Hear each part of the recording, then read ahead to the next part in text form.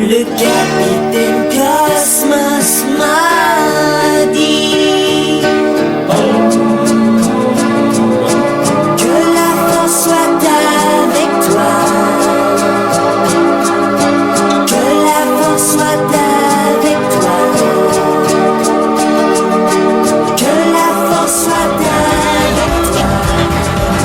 Emmène-moi, je t'en prie, dans ta maison, loin, loin de la ville. Emmène-moi, je t'en supplie, où il fait bon, bon, bon, bon. Oh oui, emmène-moi, emmène-moi, emmène-moi, loin, loin de la ville. Emmène-moi, emmène-moi, emmène-moi, loin, loin de la ville. Oh, emmène-moi.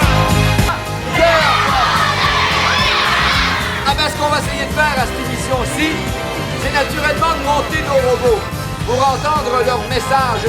Bonsoir mesdames, bonsoir mesdemoiselles, bonsoir messieurs. Oui, vous écoutez Cosmos. Il est jeudi 22h, vous écoutez le Cosmos Show, le rendez-vous des gens branchés. C'est l'heure de liker, c'est l'heure de partager. Je suis content d'être avec vous en ce beau jeudi soir d'été. On va avoir du fun. Si vous vouliez une émission ultra sérieuse, là, qu'on va apprendre des choses sur l'humanité, c'est pas exactement ça que ça va être.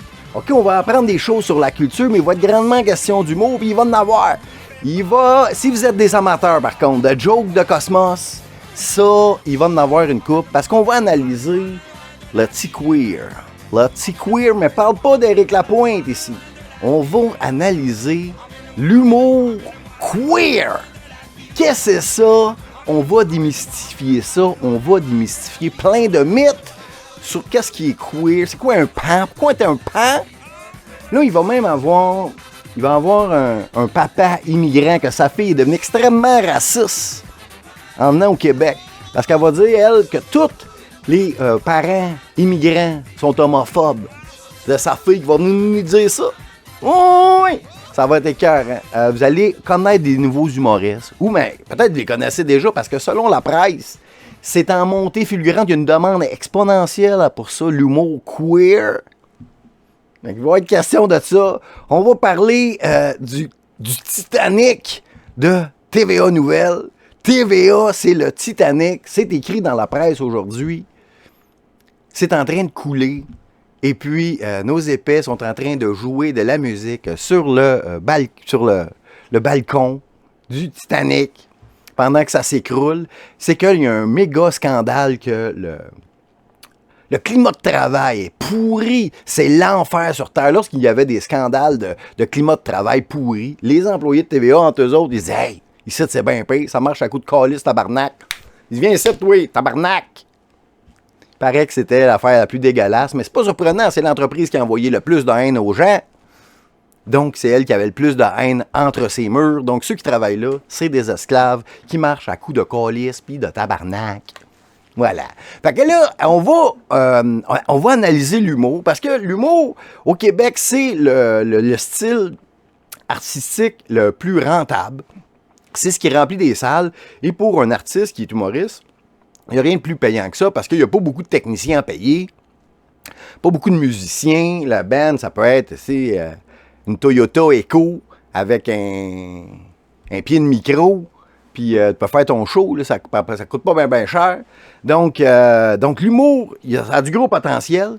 Là, on va nous parler d'un nouveau style, parce que c'est intéressant de connaître l'humour, parce que la culture... OK, pourquoi je parle souvent de culture? Parce que la culture est en amont de la politique. C'est avant. Donc, pour changer la politique, pour qu'il y ait une loi qui soit appliquée à un certain moment donné, il faut que les cerveaux des gens aient accepté le concept.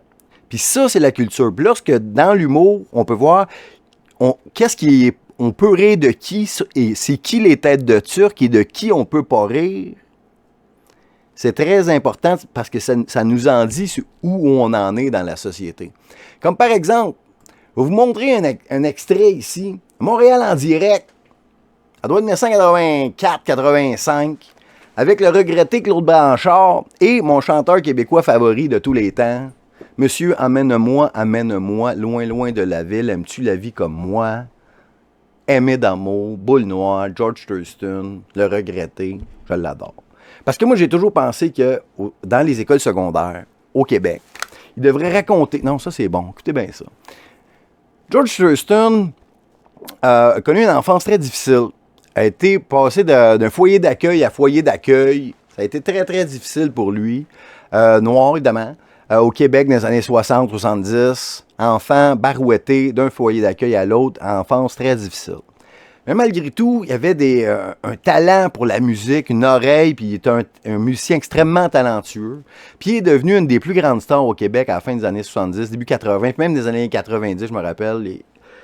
Puis il nous a chanté des chansons d'espoir, d'amour, les plus belles chansons. Aimes-tu la vie comme moi? C'est un hymne à la joie, C'est fantastique. Donc, si on racontait l'histoire, la biographie de George Thurston dans les écoles de Montréal où c'est rempli de Noirs qui pensent qu'ils l'ont difficile, bien, il y aurait un exemple d'un Québécois qui s'est fait accepter par le public, puis que les gens ont aimé, puis que le message que dit, c'est « aimez-vous les uns les autres, aimez ». C'est un peu le message de Jésus dans les chansons de George Thurston, Boule Noire. Sans blague, il est fantastique. OK, fin de la parenthèse. Là, maintenant, on est à Montréal en direct, 1985, animé par Pierre Marcotte, une émission que j'écoutais dans le temps, je me rappelle, quand j'étais enfant. Puis là, dans ce segment-là, Claude Blanchard, il faisait des blagues, c'était des blagues de cabaret, puis il finissait toujours son numéro par « Il est 3 heures, on ferme! » Et là, ça veut dire qu'on fermait, c'était ça. Puis là, il invitait souvent des humoristes ou des artistes connus de l'époque à venir faire des blagues avec lui. Puis là, c'est George Thurston qui est là. Mais voyez, à l'époque, qu'est-ce qu'on pouvait rire? Et puis, on pouvait humilier les gens. Là, Boule Noire va se faire humilier, à mon avis, parce qu'il va être là, puis on va lui demander de raconter une blague de mots en N. Une blague de noir, mais il va utiliser le mot en N. Lui-même pour faire une blague de noir. Écoutez bien ça. Comment s'appelle ça, un noir qui travaille, un nègre qui travaille dans le restaurant chinois? Je sais pas. Un négro. Un négro. Un négro. Un bon. Un nègre qui travaille chez Midas Muffler maintenant? Je sais pas. Un exhaust. Tant gaillette, un nègre qui porte un chandail à collet brûlé. Je sais pas. Un turn-nègre. OK, donc, en 1985, c'était pensable de faire ça. Imagine. Puis là, il va en raconter une autre bonne après. Vous la mets-tu? On dans le chat, une petite dernière de boule. Ah ouais, non, c'est pas comme si on défonce. Attends une minute. Il y en a une, ça? Acheté à la même place, OK. les maisons sont OK, là, il raconte ici qu'il y a deux voisins, OK, qui se rencontrent. Il y en a un qui est noir, il y en a un qui est blanc. Et puis, c'est des voisins. Ils ont des maisons pareilles. OK? Puis là, il demande, si je me demande, putain, on l'a acheté à la même place, les deux maisons sont pareilles, identiques. Qu'est-ce qui arrive de moi? Pourtant, il avait... Une journée, il se rencontre, il est dans le cours, il dit, coudonc, qu'est-ce que tu fais à tous les jours, tu ris de moi? Qu'est-ce qu'il y a? Ben, il regarde ta maison et tu as payé cher, toi aussi, hein? Il dit, ben oui, j'ai payé 45 000. Tu as payé 45 000, pareil comme moi. Puis il dit, il dit, qu'est-ce que t'as? Ben, il dit, je la mienne, elle vaut beaucoup plus cher que la tienne. Je dis, comment ça? Il dit, j'ai pas un noir comme voisin, moi.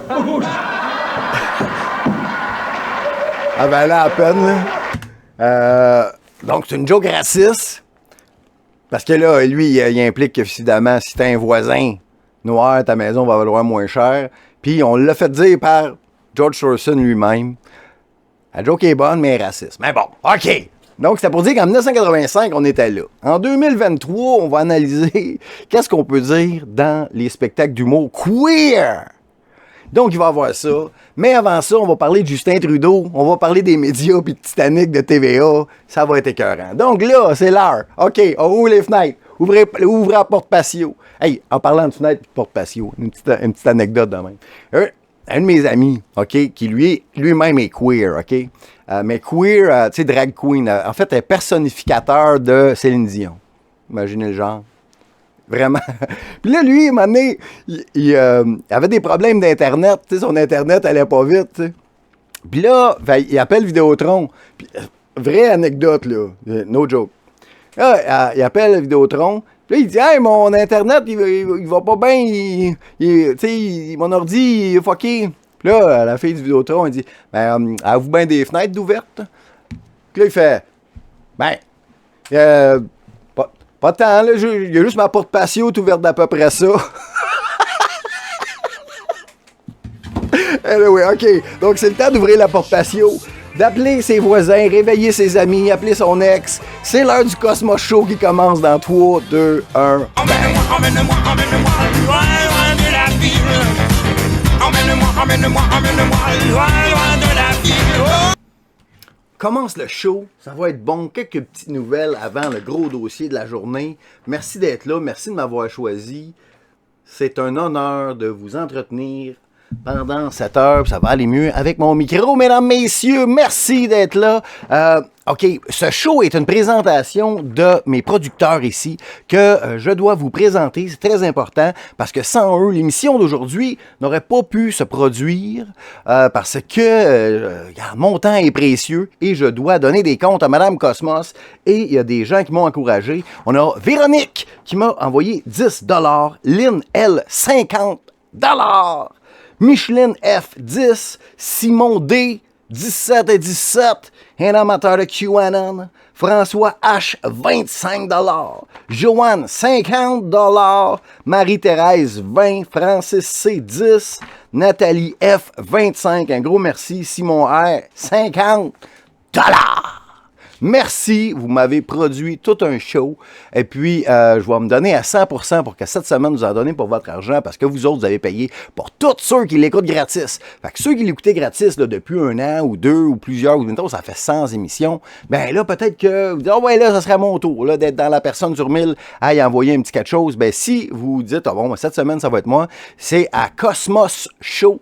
L'adresse internet est là, cosmosshow@protonmail.com et réponse à la question secrète, Cosmos. Évidemment, c'est un transfert Interac. Si vous restez en Europe, vous pouvez pas. Vous pouvez seulement me soutenir sur Locals. Locals.com, cherchez info, Cosmos Info plutôt. Et puis, j'ai fait une nouvelle capsule, une nouvelle émission Popstar et l'Occulte 19 qui vient tout juste de sortir, qui est pour les Locals. Il est question d'Elvis, entre autres, puis de rap, pas mal, de sexualité avec les enfants. La promotion de cette art, de la pire chose de l'humanité, évidemment. Donc, il y en est question. Très, très bon show. Donc, si le 19 est sorti, ça veut dire que le 18 va être disponible gratuit bientôt. Donc, surveillez mon Odyssey et Rumble à partir de demain, vendredi. Il va y avoir le Popstar et l'Occulte 18 qui est là, qui est très, très bon également. Il est question, entre autres, de chansons qui fait la promotion de l'avortement avec Demi Lovato. Plein de bonnes choses, 1h30 d'analyse symbolique de la culture populaire. Surveillez ça, Popstar et l'Occulte, c'est donc mes producteurs sont les mêmes qui produisent ces Popstar et l'Occulte, mais c'est là ceux qui sont sur Locals. J'ai 34 personnes qui me soutiennent sur Locals pour produire ces émissions-là et je les remercie infiniment, mesdames, messieurs. Donc, dans les petites nouvelles, on y va comme ça en vrac parce qu'il y en a des bonnes. OK? Ici, qu'est-ce qui est vraiment, vraiment bon ici? C'est la nouvelle, comment qu'elle s'appelle? La nouvelle ministre du patrimoine canadien. OK? Elle s'appelle ici Pascale Saint-Onge. OK? Elle nous fait un tweet hier, le 2 août. Bah, OK, Pascale Saint-Onge, personne peut-être la connaît, parce que, qu'est-ce qui est drôle, c'est que, bon, elle a 6753 abonnés sur X. OK? Mais c'est la députée de Brome-Missisquoi, ministre du patrimoine canadien. Donc, c'est elle qui a remplacé l'infâme Pablo Rodriguez. Les cheveux, c'est Head & Shoulders Rodriguez. Donc, c'est elle qui la remplace pour mener le combat contre Meta et Google et les réseaux sociaux pour que les contraindre, ces réseaux sociaux-là, à payer de l'argent aux médias que eux payent. Donc, eux autres, le gouvernement paye ces médias-là, mais là, les médias sociaux ne veulent pas passer cette propagande-là. Donc, parce qu'ils sont là, ils sont chicanés parce qu'ils ont dit, les autres, ils ont dit, on a passé un règlement. OK, Facebook, quand les gens vont cliquer sur un article du Journal de Montréal, il faut que vous envoyiez de l'argent au Journal de Montréal. Parce qu'ils voient ça à l'envers. Tu sais, c'est que dans le fond, c'est que les médias utilisent les réseaux sociaux pour se faire voir, pour amener des gens sur leur site. Donc, c'est eux autres, grosso modo, qui devraient payer les réseaux sociaux. Jusqu'à présent, c'était un échange gratuit, de gré à gré. Mais là, le gouvernement a voulu changer le règlement.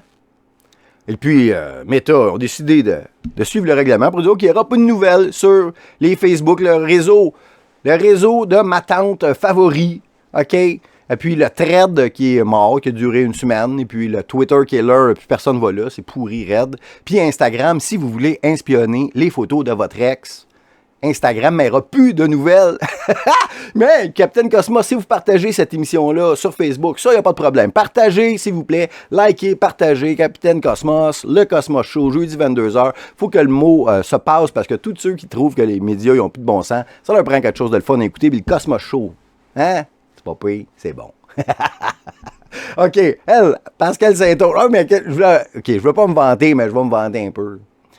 Pascal Saint-Onge, elle a 6700 abonnés. Capitaine Cosmos, il y a 5800 abonnés. 5873. Après ce show-là, j'aimerais ça monter à 8000. Si vous n'êtes pas déjà abonné sur mon compte X, anciennement Twitter, c'est Cosmos Capitaine. Rejoindre les rangs, on a bien du fun. OK, si on revient à Pascal Saint-Onge, ministre du patrimoine canadien du pays, qui là est pris avec une patate chaude parce que le Meta, il s'en calisse, là, du Canada, il s'en calisse de CTV, de TVA.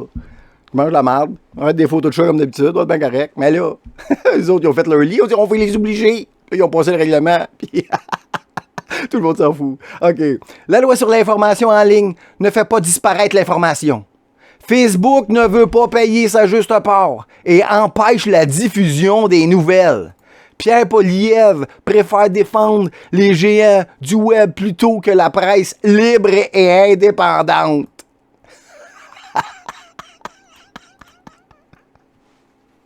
Et là, parce que Pierre Poilievre, lui, il est contre ça, ce règlement-là. Bon, je fais pas confiance à Pierre Poilievre une seconde. Moi, mon homme, c'est Maxime Bernier, du Parti populaire. Mais, donc, elle va reprendre la même ligne stupide qu'on s'était moqué de Pablo Rodriguez il y a quelques semaines, quand elle qualifie la presse canadienne payée par le gouvernement, qui n'existerait pas sans le financement du gouvernement, de presse libre et indépendante au Canada. La seule affaire qui est libre et indépendante, c'est des shows comme le Cosmos Show. Moi, je suis libre et indépendant. Ben, libre, pas côté sentimental, je suis avec Mme Cosmos, mais indépendant, j'ai mes producteurs qui m'envoient de l'argent comme Lynn L, $50. C'est ça de même, ça marche. Vous devriez faire ça, les médias. Puis comme ça, vous pourriez être sur Facebook, puis tout. Puis là, ici, moi, je vais... Parce que moi, je pense que j'ai fait un ratio. Oh, elle a eu 48 j'aime là-dessus, sur ce tweet-là. Puis moi, j'ai eu 30 likes. La presse libre et indépendante, où ça? Si elle est libre, comment ça qu'elle est 100% de gauche, pro-mondialiste, pro-guerre, pro-WEF, pro-immigration de masse, en parfait accord avec les vues de Trudeau? La paix propagande au monde, tu défends l'indéfendable, tu dois mal dormir. Puis là, un peu plus tard, parce que l'affaire, oui, c'est que cette journée-là, là, j'en parle pas parce que tout le monde en a parlé, là, Justin Trudeau s'est officiellement fait domper par sa Sophie. Tout le monde savait qu'ils n'étaient plus ensemble depuis longtemps. Regarde, là, on a dans les tendances Mélanie Joly. C'est pas pour rien. Tout le monde croit que c'est avec elle. Parce que c'est bien évident. Parce que moi, je connais pas grand-chose aux femmes. Mais s'il y a une affaire que je sais, c'est qu'il faut pas que t'es humilies publiquement puis te fasses poser d'une manière romantique à traîner une autre fille en voyage puis avoir des belles photos romantiques, danser avec une autre fille quand t'as une femme. Ça, ta femme, elle va haïr ça. Fait que, attends, je vais aller cliquer sur Mélanie Joly, voir qu'est-ce qui se passe. Ça doit être des belles photos romantiques avec Justin. Donc, c'est Mélanie Joly, qu'est-ce qui se passe ici avec elle? Ah, bon, et voilà. OK. Et voilà. Madame Cosmos, OK, que j'adore, la femme de ma vie, la mère de mes enfants, elle me pardonnerait jamais une photo comme ça. Mettons, moi, je suis dans un événement de la complosphère, je sais pas, moi, je suis posé de même avec, je sais pas, moi, Amélie Paul, mettons. Là, il y a ça dans les journaux partout, puis elle voit ça sur son Facebook, son beau Capitaine Cosmos, yeux dans les yeux avec Amélie Paul, mettons. Ça passerait fucking pas, là. Ah, regarde ça! Lui, il danse avec elle encore. On se demande, as-tu les genoux rouges? Parce que, tu sais, you know. Ah, Mélanie Joly, elle paraît bien. C'est joli. Une marionnette du mondialisme. Main dans la main. Et Madame Cosmos, hein? Main dans la main avec, je sais pas moi, Mel Goyer ou Héloïse ou Momochi. Hein? Qu'est-ce qu'elle me le pardonnerait jamais. Fait qu'il faut pas regarder bien plus loin. Tu sais, c'est peut-être qu'elle a trouvé qu'il était, tu sais, il aimait ses petites filles quand il était jeune. C'est peut-être des complots. Peut-être qu'elle aime pas que son homme soit une marionnette qui amène la société vers sa destruction. C'est peut-être ça. Bon, voilà. Maintenant, parce que lui, quand il a annoncé sa séparation, Justin, OK, le boss de la nouvelle ministre ici, le boss de Pascal Saint-Onge. Et donc, Pascal Saint-Onge, elle, est en dessous de Justin Trudeau. Elle travaille pour, OK? Donc, Justin Trudeau, c'est le boss de Pascal Saint-Onge. Justin Trudeau, cette même journée-là, lui, il annonce sa séparation sur Instagram. Donc, c'est le réseau social qui choisit Meta pour faire une annonce qui va ébranler le Canada. Le premier ministre se divorce. C'est presque du jamais vu. La dernière fois qu'on avait vu ça, c'est son père, imaginez-vous. Ben, son père adoptif, évidemment. Hein. Parce que Fidèle, est-il déjà séparé? En tout cas, il y a eu 2-3 femmes, de ce que je me rappelle. Il y en a une qui est morte, un moment donné. Ouais, peu importe. OK, moi, je vais répondre aussi. Bon, autre affaire. Vous êtes en guerre avec Meta et Instagram, mais votre boss, Justin Trudeau, utilise Instagram pour faire ses annonces de divorce. Ne devrait-il pas donner l'exemple et faire comme toutes les putes et utiliser OnlyFans?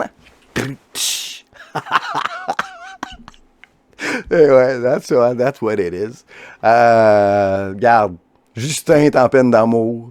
Les médias sont plus capables de se faire voir par les matantes. Regarde, ça peut-tu bien aller? Regarde, ça va pas tout le temps mal. Regarde, j'aimerais ça vous sortir des mauvaises nouvelles des fois, mais on dirait que c'est les bonnes sur lesquelles je trippe. Puis parlant de bonnes nouvelles, oh my God! Là, rien ne va plus dans les médias, OK? C'est la déchéance totale, c'est le respirateur artificiel. Puis là, ça va pas bien chez TVA. Puis qui saute là-dessus puis qui nous en parle? Ben, pas TVA, évidemment. La presse! La presse, les ennemis jurés! Mec, les deux ont du respirateur artificiel, c'est pas mieux un que l'autre, là, côté contenu. C'est copier-coller 3 articles sur 4, c'est copier-coller du même article d'Associated Press, là, c'est la même marde. Mais lorsque un est plus dans la marde, l'autre en profite pour ramer dedans. Puis là, c'est là qu'on en apprend des bonnes. Écoutez bien ça. La fin d'un régime de terreur à TVA. L'annonce d'importants changements au sein de la haute direction de TVA soulage bien des employés. Le champagne coule à flot depuis hier. Il y a un sentiment de libération, comme si le mur de Berlin venait de tomber. Hey, regarde, là, ils nous disent là, dans l'article là, que le climat de travail là, à TVA Nouvelle, c'est un régime de terreur. OK? Ça marche quasiment à couper dans le cul, à calice de tabarnak. Plus jamais. Au cours des derniers mois, 4 employés ou ex-employés de TVA ont spontanément et indépendamment contacté la presse pour dénoncer le climat de travail qui y sévit depuis des années. Nous avons pu recueillir des témoignages de 21 employés ou ex-employés de TVA. 6 d'entre eux l'ont fait à visage découvert et 15 autres traites. Des employés actuels ont réclamé que leur nom ne soit pas publié par crainte de représailles. À bout, l'animatrice Karine Gagnon a décidé de quitter le groupe TVA après 21 ans de carrière, il y a bientôt 6 ans. Donc, elle nous ressort de la marde là, de 6 ans. Là. Tout ce qu'elle a obtenu comme réponse de ses supérieurs, c'est un « OK ». Aucun remerciement. Pendant des années de service, elle raconte que ses patrons pouvaient ignorer certains employés pendant de longues périodes de temps. L'ex-journaliste a été soumis à ce traitement. On pouvait devenir invisible aux yeux de certains patrons. Ils pouvaient saluer tout le monde, faire des high-fives, puis rendu à moi, ils se viraient de bord. Ça te démolit. Puis là, il dit... à TVA Sport, ils ont annoncé que je n'animerais... OK, à TVA Sport, ils m'ont annoncé que je n'animerais plus avant que j'entre en onde. Je ne l'avais pas vu venir. On ne fait pas... on ne m'avait pas fait de commentaires sur mon travail avant. Et comme si je venais de recevoir un coup de batte de baseball d'en face et je devais faire semblant de rire en onde, de rien en onde. Et puis après, donc, on y va avec plein d'anecdotes juteuses. Le festival du burn-out. Au fil des ans, j'ai vu bien de mes collègues souffrir. Et quand on voyait sortir des nouvelles sur ce qui se passait au Musée des Beaux-Arts ou chez la gouverneure générale, on se disait « Mais c'est bien pire chez nous. » Donc, le pire, regarde, nous autres, c'est l'entreprise qui a envoyé le plus de haine dans la population, ça c'est clair. Mais ceux qui travaillaient dedans, ils considéraient que l'entreprise elle-même envoyait le plus de haine à eux autres. Donc, quand ils voyaient, quand il y avait des scandales là, de climat de travail pourri comme au Musée des Beaux-Arts ou chez la gouverneure générale, eux autres, entre eux autres, disaient « C'est de la petite bière, ça. Chris de la virine, ici, à TVA, c'est bien pire. » Imagine tous ceux qui ont passé 30-40 ans à TVA dans ce régime-là. Pierre Bruno, mettons. Pierre Bruno, t'as 40 ans dans cette marde-là. C'est-tu toi qui sacrait après le monde? Ou tu te faisais-tu humilier? Dis une seconde source qui œuvrait toujours dans la salle de rédaction de TVA. Ça fait des années qu'on vit dans la peur. Donc, TVA envoie de la peur au monde, mais ils vivent dans la peur aux autres mêmes. Cette même source rajoute avoir un jour été convoqué dans le bureau d'un supérieur pour se faire dire que tous ses collègues la haïssaient. Un autre employé qui n'est plus dans la boîte nous a raconté avoir subi le même genre de traitement par un cadre. Ils m'ont brisé avec ça. C'est le festival du burn-out. On n'avait aucune rétroaction, sauf quand on faisait une erreur, dit une autre employée de la salle de rédaction. Et dans ce cas-là, on était réprimandé devant tout le monde, ou par courriel avec tous nos collègues en copie conforme. Hey, tu te fais humilier publiquement. Moi, ça, c'est l'affaire qui passe pas dans la vie, là. On ne m'humilie pas publiquement. Si oui, c'est terminé, Anastie. Hey, t'acceptes pas de te faire humilier publiquement, puis tu restes là, là. Hey, c'est pour les rendre des esclaves de ce qu'ils ont à dire. Ah. Un de mes collègues disait qu'on est géré à coups de calice et de tabarnak. Il avait bien raison. TVA, c'est comme le Titanic. Il y a des classes d'employés. Ah, puis ça s'est en train de couler, puis c'est inévitable. Hein? Puis eux autres, salut, bonjour, continuent à jouer de la musique sur le balcon. C'est vrai de ça. Oui. TVA, c'est comme le Titanic. Il y a des classes d'employés. Tout va bien si tu es en première classe, comme Pierre Bruno, j'imagine. Et si tu tombes en troisième, tu casques, raconte un ancien employé de la salle. J'ai vécu les 3 classes et je suis parti pour ma santé physique et psychologique. À son départ, il a réclamé un entretien avec les ressources humaines. Je leur ai tout expliqué et je leur ai dit que dans mon équipe, 4 personnes étaient sur le point de partir. Finalement, 7 personnes de cette petite équipe formée d'une vingtaine de membres ont choisi de partir en l'espace de 18 mois. Donc, allez lire ça, c'est jouissif, c'est rempli d'anecdotes juteuses et dégueulasses sur le climat de travail à TVA, l'entreprise que je suis sûr et certain qu'on s'entend, là, nous autres, si vous m'écoutez, là. TVA Nouvelles, c'est l'entreprise de nouvelles qu'on déteste le plus. TVA, c'est ce qu'on déteste le plus. C'est ce qui programme les matantes dans la matrice dans laquelle on vit. Qui programment avec leur programme stupide depuis 50 ans toutes nos matantes.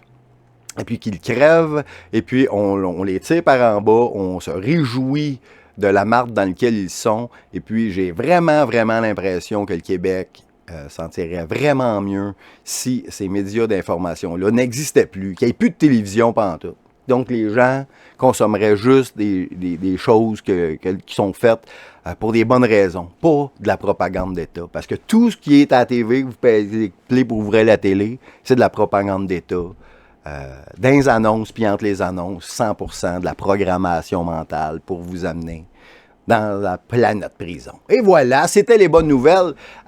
Et voilà, c'était ça. Donc, maintenant, je vais vous parler du dossier de la journée, qui va être l'humour queer. L'humour queer, pas mal incroyable, on y va dans un instant.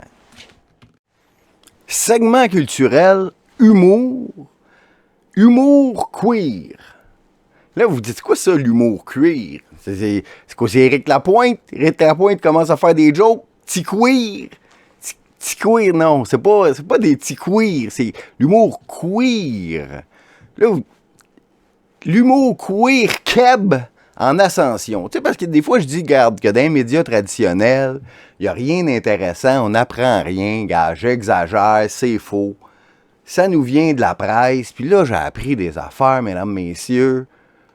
Fierté Montréal, section humour. L'humour queer keb en ascension. Ah ben là, Regarde, moi, je suis un peu déconnecté de la culture, j'écoute pas la télé ben. Là, tu sais, je pensais que l'humour, les gens aimaient plus ça ben parce que les humoristes, vous savez, qui nous ont chié sa tête le plus qu'ils ont pu, c'est eux autres qui nous ont chié sa tête le plus. Fait que des Rachid Badouri, je pense, ça a de la misère à vendre des billets. Il y en a d'autres qui sont malades. Il y en a qui nous ont fait des mea culpa, qui nous ont dit qu'ils ont été des mangeux de marde, qui ont fermé leur gueule pour l'argent, comme Maxime Martin. Fait que l'humour a plus vraiment la cote. En tout cas, dans ma gang, chez les auditeurs de Cosmos, on déteste les humoristes maintenant. Mais c'est peut-être que ça, c'était les anciens humoristes qui ne pognent plus. Puis là, ils ont été remplacés par des humoristes queer. Puis là, il y a un dossier spécial où on nous présente 4 humoristes queer. Mais avant toute chose, il faut savoir c'est quoi ça, un queer. Ça, queer, j'ai la définition ici. Queer est un mot emprunté de l'anglais signifiant à l'origine étrange, peu commun ou bizarre. Il est utilisé de manière péjorative, neutre ou améliorative pour désigner en tout ou partie des minorités sexuelles et de genre, c'est-à-dire des personnes ayant une orientation sexuelle ou une identité de genre différente de l'hétérosexualité ou la cissidentité. La cissidentité. Vous autres, est-ce que vous êtes dans la cissidentité? Je savais pas, mais d'après moi, je vais me mettre dans cette catégorie-là. Je suis un cisgenre hétérosexuel qui va analyser de l'humour, de ce qui veut dire bizarre, peu commun, OK? Donc, c'est plus que gay.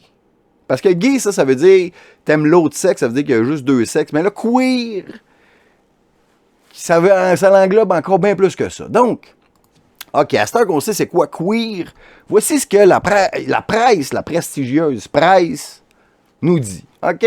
Donc, sur la photo ici, on voit Trana Wintour, qui est la plus connue des 4, parce que j'ai essayé de trouver du matériel de chacun. Regarde, c'est pas facile. Il y a Charlie Morin, qui est le moustachu ici. Lui, bon, sur Twitter, pas super populaire, 48 abonnés, mais je pense qu'il fait un podcast, puis il doit y avoir du monde qui l'écoute. Regarde, peut-être sur Instagram, il est hot. Je ne sais trop.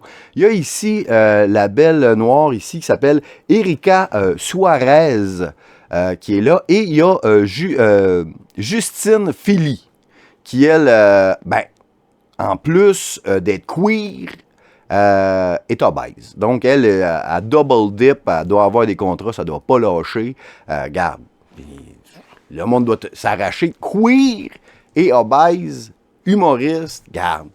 Ça doit être incroyable. Donc, on nous dit ici, Matteo Lane, Margaret Cho, Bob de Drag Queen, Ting Notaro, Bowen. Donc, ils nomment des humoristes queer américains qui ont du succès, OK? Puis, là, ils disent ici, l'humour queer se développe à grande vitesse depuis quelques années. Le Québec assiste lui aussi à une explosion de talents LGBTQ+. OK, donc LGBTQ+, c'est un synonyme de queer. Faudrait s'entendre sur les termes, les amis, là. OK, la presse a réuni les humoristes ici que je vous présente. Quel thème queer abordez-vous? C'est une entrevue de groupe. Trana. Ben, la culture pop queer, j'appelle souvent de la transphobie et de l'homophobie de façon drôle et j'aime me moquer de l'hétéronormativité. Donc, de se moquer des hétéros, moi, j'aime bien ça. Donc, c'est un peu ça de l'humour queer. OK, Erika a dit, la réalité d'une personne queer ici, d'une famille latinos et la pansexualité. On va y revenir à la pansexualité de notre amie Erika tantôt, ça vaut la peine. Il y a Charlie, que lui, il a des parents homosexuels, puis il est queer. Alors, grosse surprise. Parce que j'ai des mères lesbiennes. Je trouve ça drôle de m'immiscer dans les relations homme-femme avec un regard d'homme gay. OK, d'homme gay, donc il est gay. Je ne pourrais pas dire... queer, gay, c'est pas bizarre, fucké, ou... Je sais pas, tout le monde sait c'est quoi gay, en tout cas. Bon. J'aime aussi parler de sexualité queer de manière crue, en restant au service de la blague. Malheureusement, j'ai pas trouvé de spectacle de Charlie à vous présenter.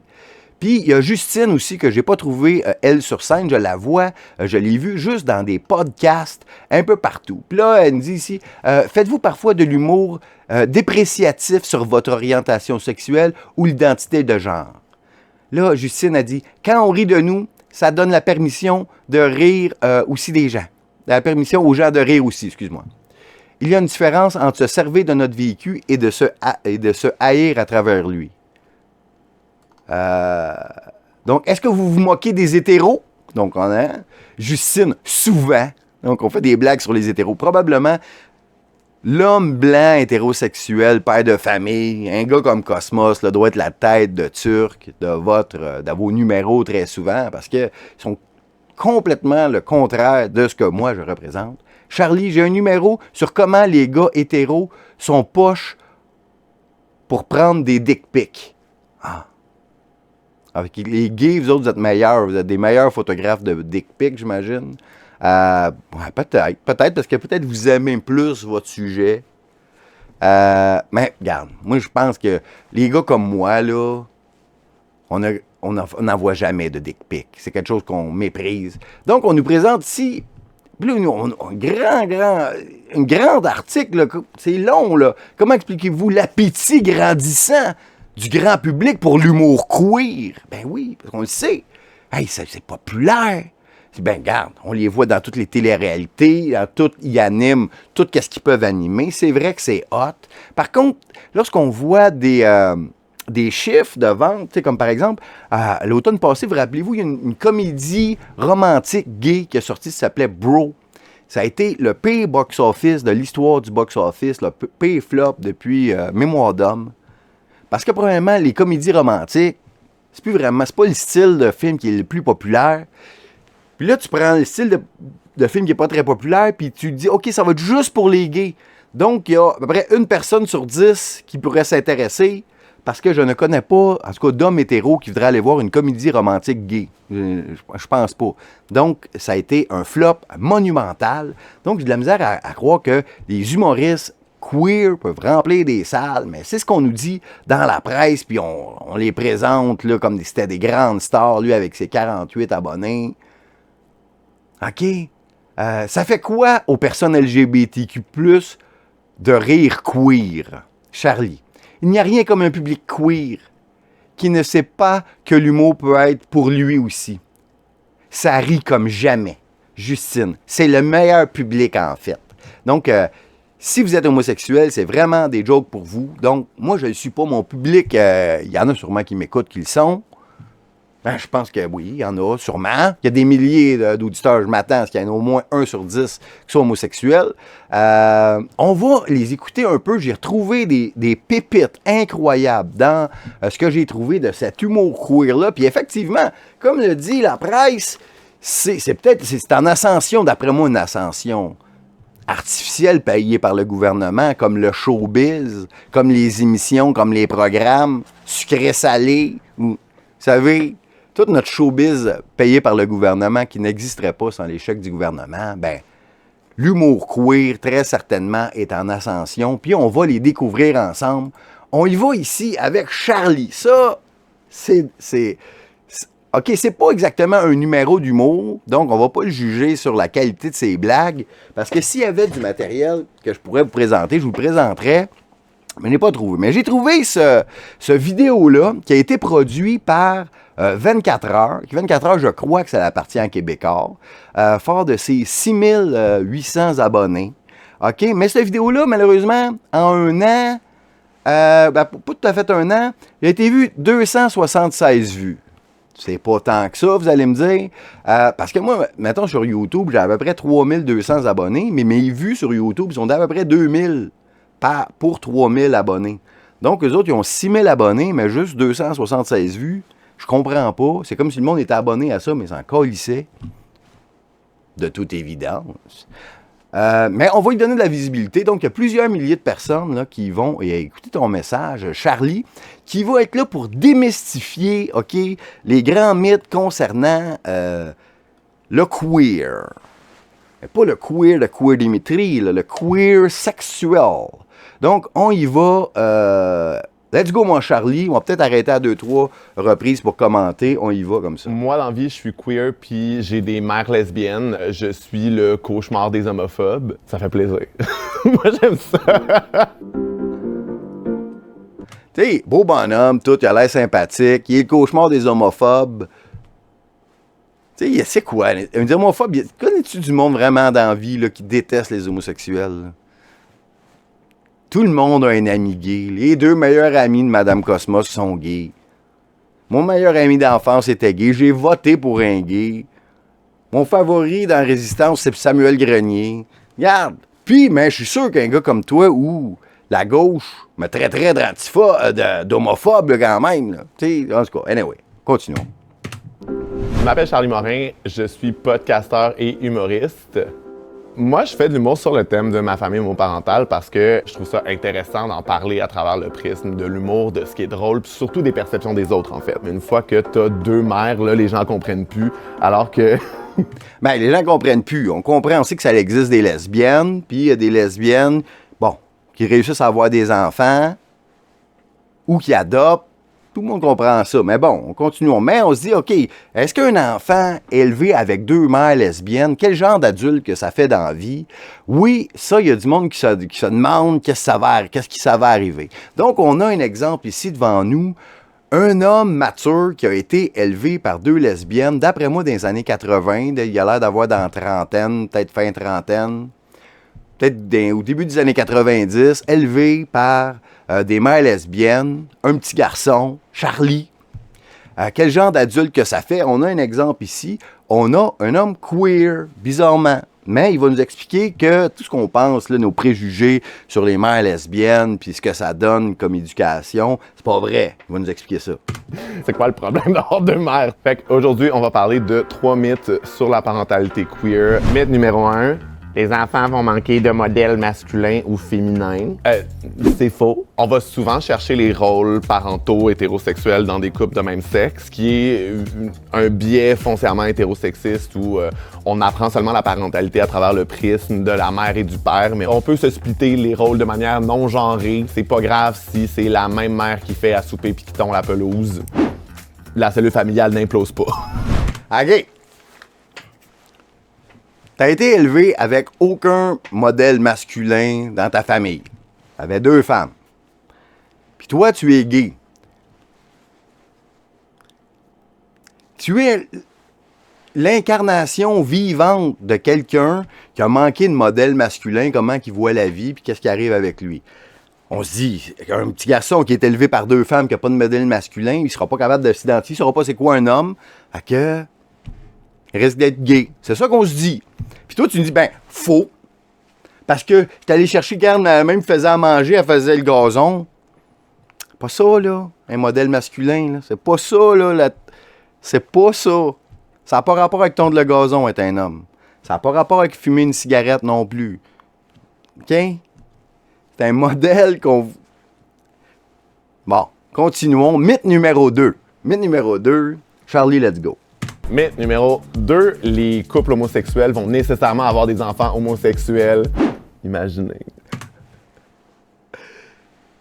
Moi, j'ai jamais dit ça. Je me dis qu'il va manquer de modèle masculin. Mais toi, tu penses que c'est un mythe. Puis là, toi, t'es là pour nous dire que c'est pas vrai, ce mythe-là. Toi qui as eu des parents homosexuels, qui est toi-même homosexuel. Encore une fois, tu es la preuve vivante que le mythe que tu décris, ben, tu l'incarnes. C'est faux. En tant que... Ouais, ça, son argument, c'est faux. Mais encore. Puis là, il dit, ça serait quoi? Écoute bien. Worst case scenario, ça serait quoi le problème pour les homophobes? Hey, on réécoute ça, c'est trop bon. Faux. En tant que worst case scenario, ça serait quoi le problème? OK, là, te l'expliquer ici. C'est quoi ce serait quoi le problème de worst case scenario? Donc, dans le worst case scenario ici, dans le pire des cas, ce serait qu'est-ce qui arriverait si, effectivement, des parents homosexuels, donc 2 pères ou 2 mères, créent plus d'enfants homosexuels. Ce serait quoi le problème?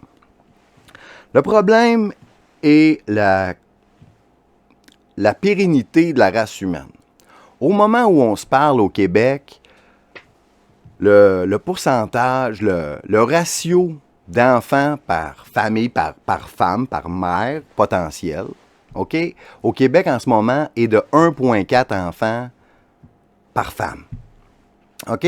Ça, c'est en dessous du 2 que ça nous prendrait juste pour maintenir la population à flot. Donc, si chaque femme a 2 enfants, on maintient la même population. Au moment où on se parle, on est à 1,4. Donc, la population ne se renouvelle pas.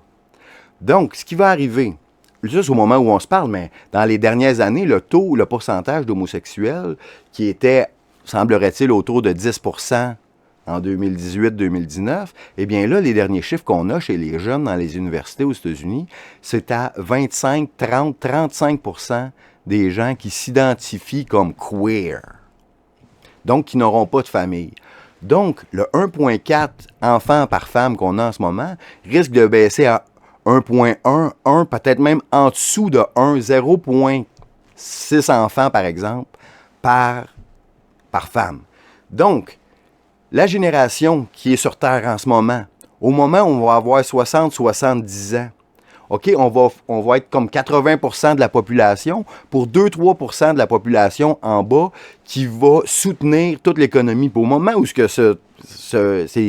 enfants-là vont avoir 20 ans, qui va s'occuper des vieux? On va tous les tuer, ça va être un génocide de vieux parce que la population doit continuer de croître.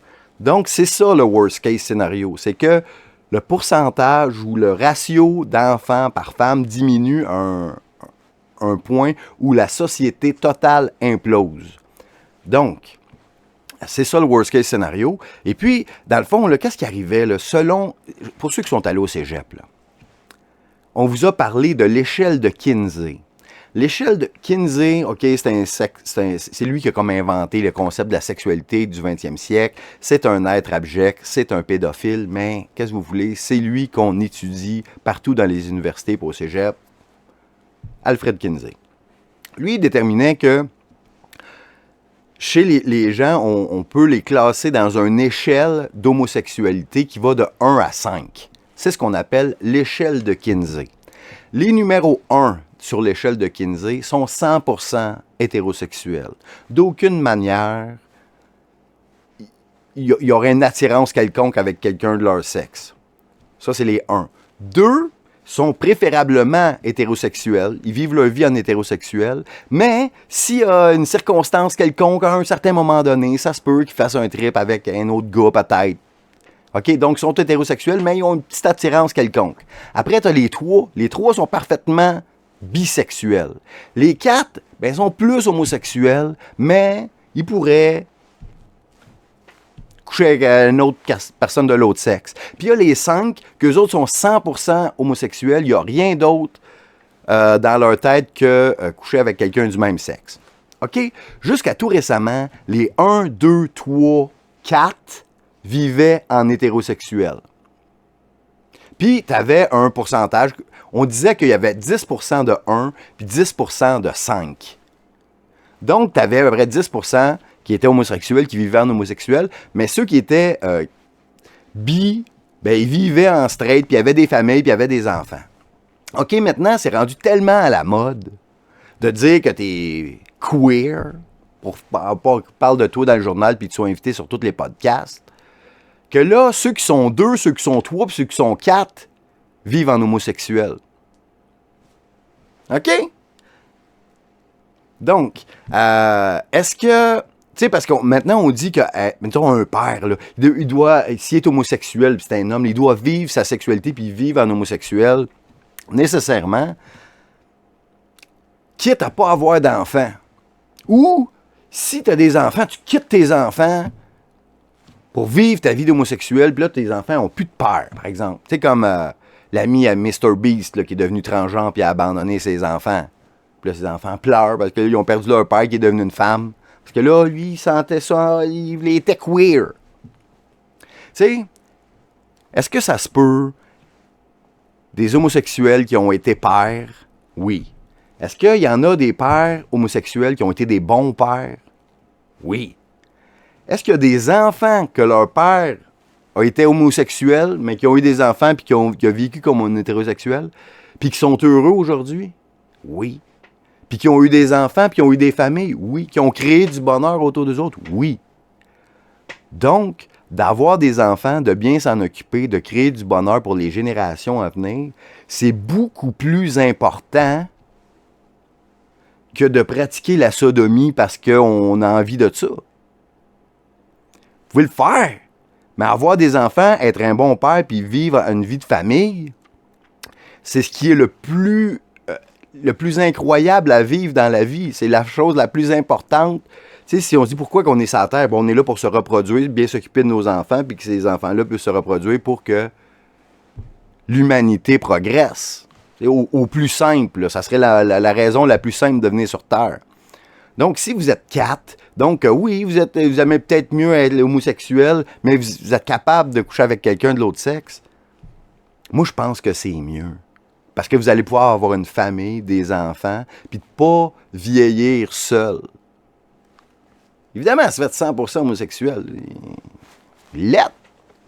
Mais bon, je sais que c'est controversé, mais c'était ça le worst case scénario, c'est que la société au complet s'écroule. Voilà.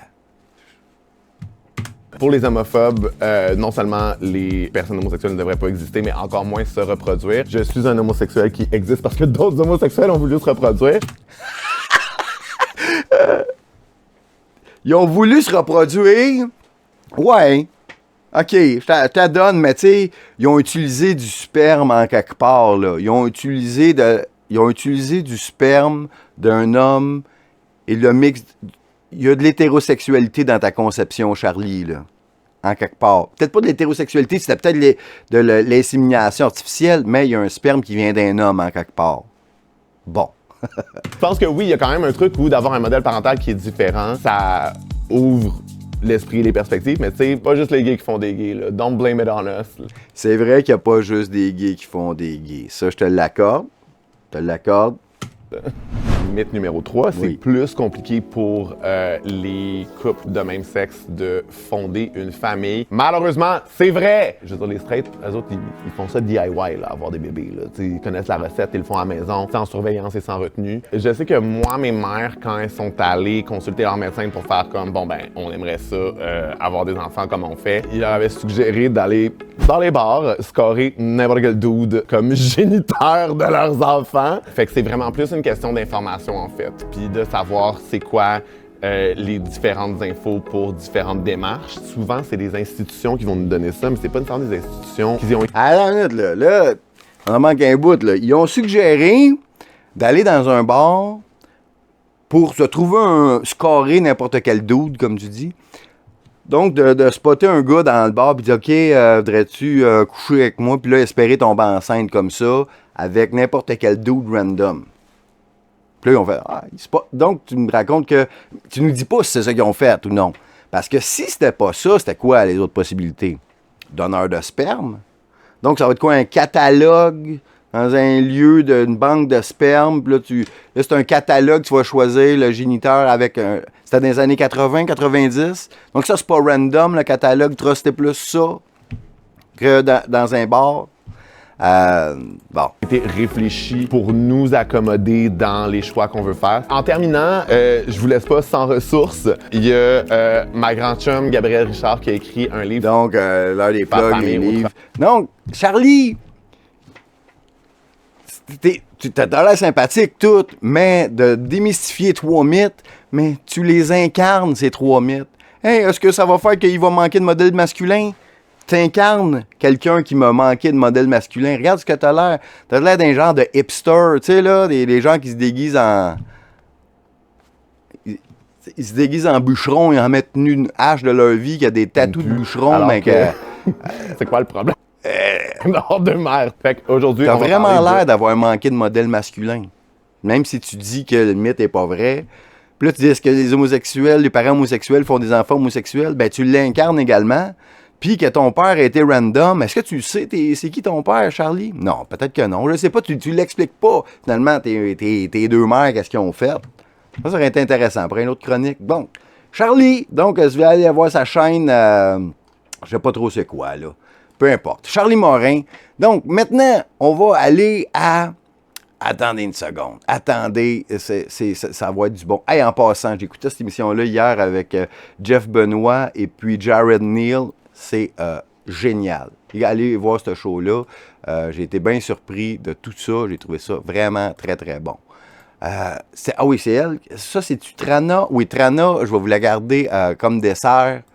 Maintenant, on a Erika Suarez qui elle aussi, donc, était dans le journal.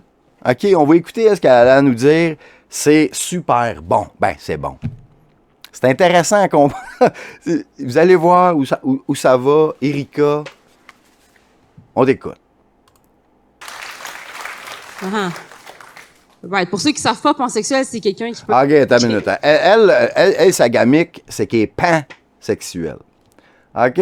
C'est une étoile montante du ZooFest, Festival Juste pour rire. Oui, voilà. Erika. Erika Suarez. Si tu l'as pas vu dans ma face, je suis latina. OK. Je suis pas juste latina, je suis aussi pansexuelle. Pour ceux qui savent... Wow! Pour ceux qui savent pas, pansexuel. Savez-vous c'est quoi par applaudissement pansexuel? Ouais?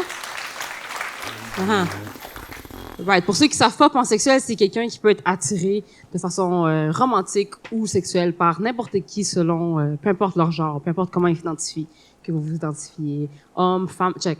La nécrophilie. Moi, c'est là que ça arrête. OK. OK, toi, t'es prête à coucher avec n'importe quoi qui est vivant. Okay? Le monde, c'est comme Erika, c'est quoi ton genre? Vivant. OK, toi, ta limite, là, tu dis, là, ma limite, là, moi, là, basique du monde mort, wow.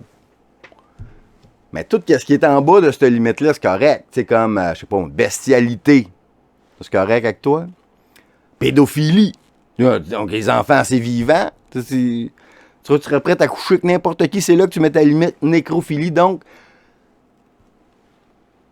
c'est du monde qui sont prêts à coucher avec n'importe quoi, selon ta définition, Erika. N'est-ce pas? On te laisse continuer. C'est ça, la pansexualité. Mais je suis, comme j'ai dit, latina, mes parents sont immigrants. Et avoir une sexualité éclectique, c'est pas quelque chose que tu peux te permettre quand t'as des parents immigrants. Oh, tabarnane, attends une minute, là.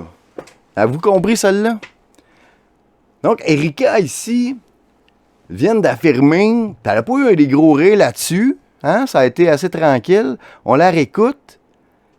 Je crois que c'est le commentaire le plus raciste que j'ai jamais entendu dans un spectacle d'humour à Juste pour rire. Elle affirme ici que tous les immigrants sont homophobes ou straight, ils veulent pas que les gens aient une sexualité débridée ou sont des stock-up. Donc, elle met tous les parents immigrants dans le même panier de l'homophobie. Est-ce que c'est ça? On la réécoute. Qui nous vient de cette latina. Moi, je pensais que c'était une noire. Latina, bon. Parce que, beaux cheveux. Je la trouve belle, Erika. Mais, elle nous dit aussi que c'est une pute. Mais, je veux pas brûler des punchs. Avoir une sexualité éclectique, c'est pas quelque chose que tu peux te permettre quand t'as des parents immigrants. OK, donc, tous les parents immigrants sont homophobes. C'est ça? De dire ça, ma foi, c'est raciste. Donc, toi, tu dis que parce que tes parents étaient stock-up, Erika, tous les parents d'immigrants sont homophobes. Right? C'est ça que tu me dis, Erika? Voilà, tu peux dire, oui, mais c'est des blagues, c'est pas vrai. OK, bon, continuons. OK? C'est tough d'avoir des parents immigrants parce qu'ils comprennent pas ces affaires-là. Ah non, les parents immigrants, c'est d'épais. C'est ça que tu nous dis, ils comprennent pas ces affaires-là. Tu sais, ils sont en dessous du Québécois moyen. Là. C'est ça ton point, Erika. Si tu leur dis « je suis gay », ils sont comme « t'as soif, bois de l'eau ». C'est ça, c'est des idiots, les parents immigrants, selon Erika. Vous entendez ça, Erika vous traite d'imbéciles parce que vous êtes immigrant. Erika Suarez, qui vous représente, mais elle vous chie dessus. Mets du VIX, ça va passer. Fait que, tu sais, moi, j'ai fait plusieurs communions. Parce que, tu sais, être pansexuel, tu le sais pas tout de suite quand t'es pansexuel. Tu vas pas... Mais c'est sûr, ça fait à peu près 2-3 ans ça existe. Christ, quand t'étais petite, tu peux pas dire que j'étais pansexuel. Il aurait pensé Peter Pan, mais Peter Pan, c'est un peu rapport à ça. C'est la flûte de Pan. Pan, c'est un dieu Pan. Il aimait les enfants, les tuer. C'est un dieu démoniaque. C'est un genre de Baphomet, Pan. qui amène les enfants avec sa flûte de pan comme Zamfir. Non, quand t'étais petite, ça n'existait pas, pan. Là, tu nous expliques ça en 2022. Là, on est en 2023, mais c'était de l'année passée. Explique-nous ça, là, Erika. C'est incroyable. Pas directement là. Tu commences par te dire comme, ah, peut-être je suis lesbienne, tu sais. Fait que là, t'as assis mes parents, puis ils leur dis, je suis lesbienne. Ah! C'est dur, déjà, là. Tu sais. J'ai assis mes parents une deuxième fois parce que quand tu penses que t'es lesbienne, là, tu finis par voir un gars qui est fraîche. Ah, c'est ça, tu nous expliques que c'est comme, t'as des phases. Ça m'a donné, je sais pas, moi, t'écoutais Musique Plus, t'as vu Britney Spears embrasser Madonna au MTV Music Awards. Wouh, c'est ça qui est hot. Moi aussi, je suis lesbienne! Puis après quoi, Justin Bieber est arrivé, puis ouh, Justin. En tout cas. Puis tu fais comme, OK, je suis pas lesbienne!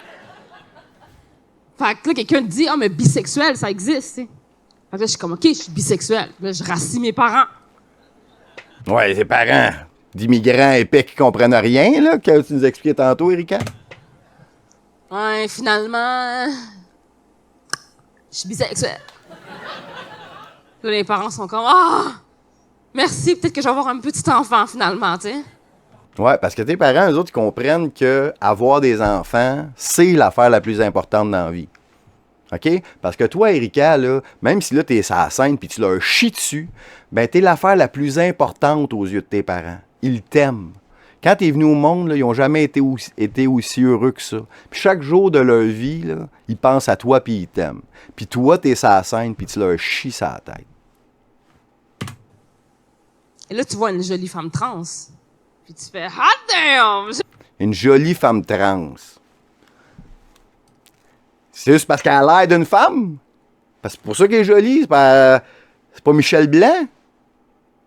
Puis là, tu te dis, bon, OK, je vais coucher avec. Je suis pas bisexuelle, je suis quelque chose d'autre. Puis là, il y a dit pansexuel. Ça existe. Puis là, je rassis mes parents encore une fois. Trop. Ça, depuis, t'as assis tes parents depuis 2-3 ans, là, parce que ça n'existait pas avant, là. Mais bon, elle a rassis ses parents épais qui comprennent rien. Puis là, regarde, moi, là, je suis un peu sur le bord de tes parents, là.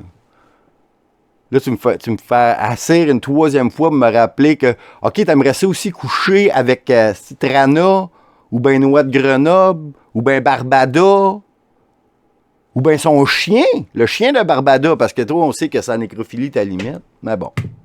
Troisième fois, je suis pansexuelle. Et là, mes parents, ils sont comme, non, t'es hors de la maison.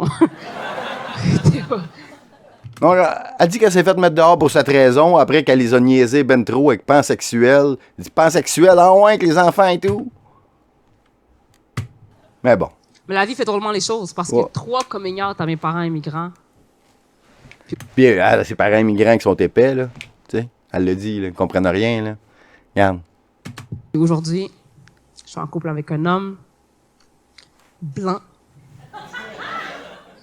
straight, qui s'appelle Nicolas Jean Ouellette. J'ai l'impression que quand Dieu m'a fait, il a fait « Ça va être fucking drôle! On va la faire souffrir, celle-là! » Erika! T'es une magnifique femme noire des Antilles ou d'Amérique du Sud latine qui est en couple hétérosexuel avec un homme qui s'appelle Jean-Nicolas Ouellette depuis 6 ans. Ça me fait de la peine de dire ça, Erika. Là. Mais t'es écœuré tes parents pour rien, aussi. Tu es une femme hétérosexuelle. Ouais, peut-être dans un party, tu mangerais des nounes ou tu ferais un trip avec, mais officiellement, là, t'es en couple straight, hétérosexuel, depuis 6 ans. T'es en rien. Tu mérites en rien l'étiquette, la couverture de pan, de LGBTQ, de queer. C'est un cas ça, moi aussi. Moi aussi, le Capitaine Cosmos, il est pan. Je suis pansexuel. Puis là, je vais être invité dans un podcast LGBTQ pour parler de ma pansexualité. Parce que, regarde, moi, je suis pan. Moi, je suis pansexuel. Pour coucher, là, avec n'importe qui, n'importe quoi. pourrais. Mais, regarde, ça donne une loc, là. Une loc. Je suis en couple depuis 15 ans avec une femme qui s'appelle Madame Cosmos, avec laquelle j'ai 2 enfants.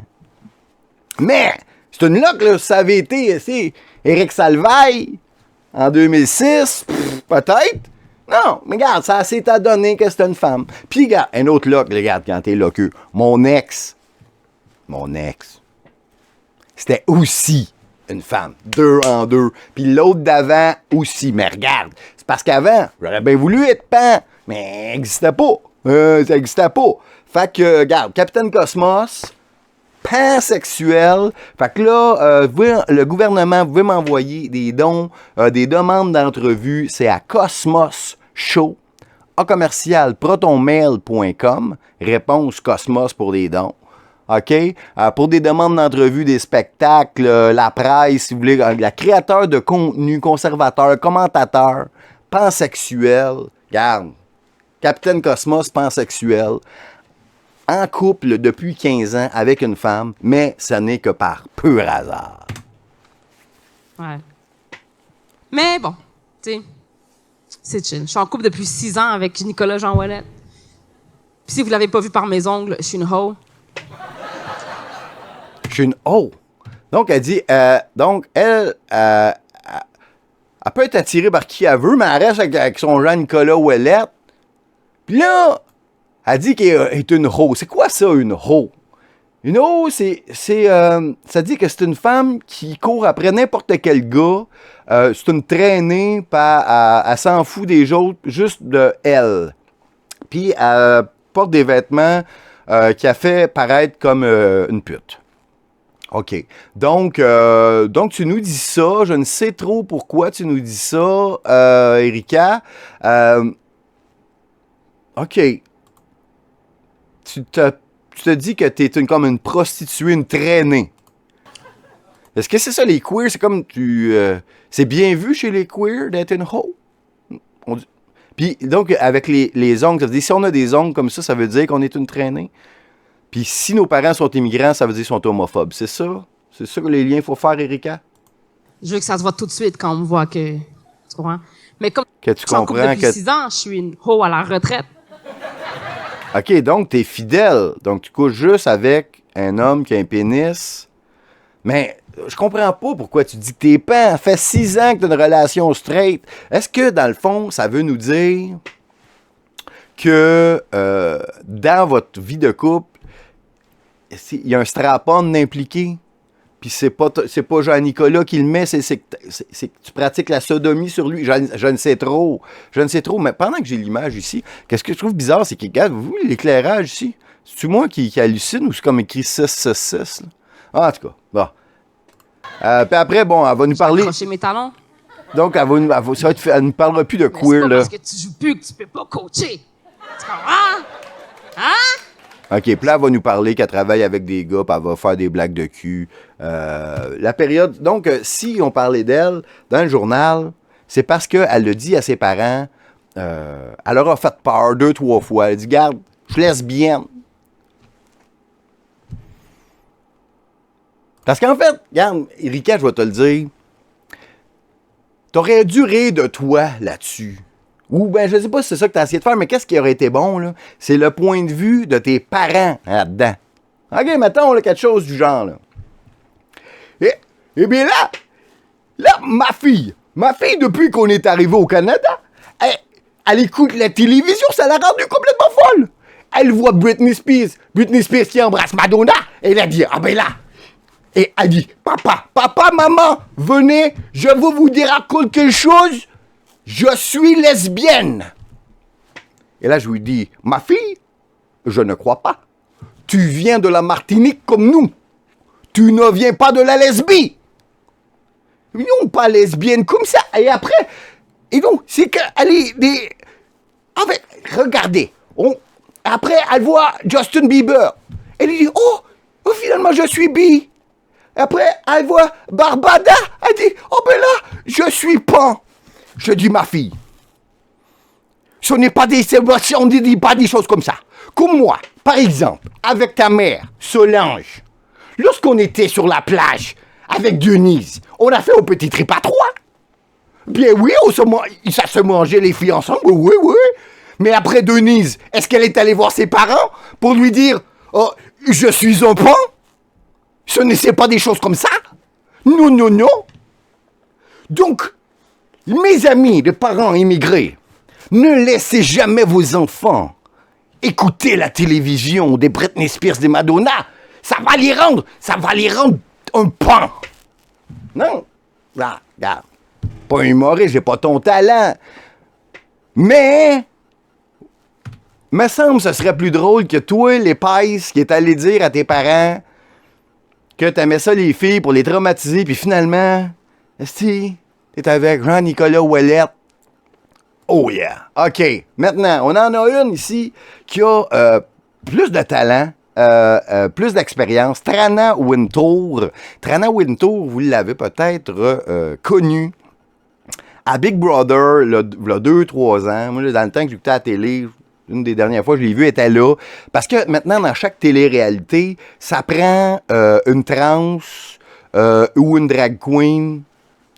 Dans les concurrents, c'est ça de base. Puis souvent, ce qu'ils font, pour Big Brother, c'est pas une histoire d'amour, fait que c'est pas bien grave qu'il y ait des trans là, mais à Occupation Double, ce qu'ils font, c'est que dans les films, OK, là, ils mettent une trans là-dedans. Mais ils disent pas au gars! Fait que là, le gars, souvent, la trans, ça se fait pas vraiment prendre au début d'un date parce que, tu sais, elle est laide un peu, tu sais, parce qu'une trans, regarde, je vais vous le dire, là, les femmes trans, là, sont tout le temps plus laides.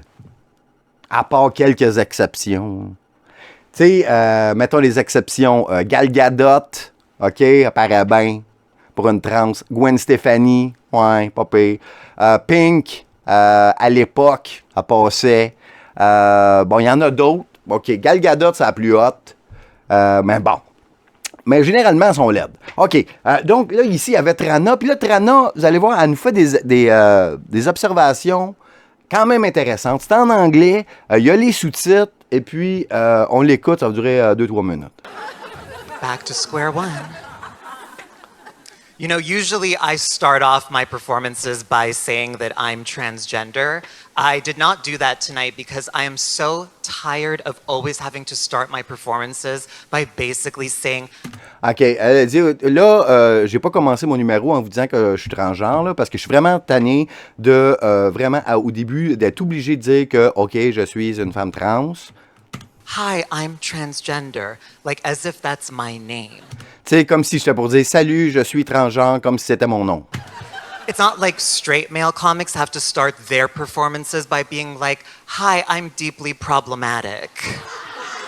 OK. Donc ici, une blague haineuse. OK, je vais vous la traduire. Elle dit, ça, c'est pas comme si les hommes, ils disaient, OK, bonjour, salut, je suis profondément problématique. Donc, pour Trana, les hommes qui font des numéros sont profondément problématiques. Ou c'est les hommes qui sont profondément problématiques. Ou c'est les humoristes hommes qui sont profondément problématiques. Donc, elle, lui, ben, quand je vais dire au féminin, parce que je l'ai vu dans Big Brother, elle vit tout le temps en femme. C'est comme, c'est pas comme les drag queens qui sont déguisées. Je pense qu'elle vit ton identité de tous les jours, femme. Donc, je vais lui donner Trana. OK. Donc, pour Trana, tous les hommes sont problématiques. Mais, donc, tu vois, Trana, est-ce que tu es attiré par les hommes ou tu es attiré par les femmes? Parce que c'est ton public, ceux qui veulent coucher avec toi. Je pense que c'est des hommes. C'est des hommes straight, c'est des hommes gays. C'est qui le public des femmes trans? Mais en tout cas, selon Trana, les hommes sont profondément problématiques. À moins que j'ai mal compris, c'est un 2e degré. Il y a des rires là-dessus. Bon.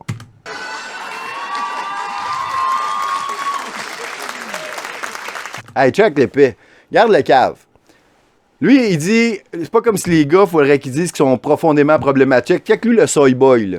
Le soy boy qui prend ses selfies de même, là. C'est vrai de ça, le pas de cheveux un peu chubby, là. Les hommes sont profondément problématiques. Oh, mon selfie! Ah, c'est petite cave. OK? Y en a-tu d'autres qui applaudissent là-dessus? Attends une minute, on revient.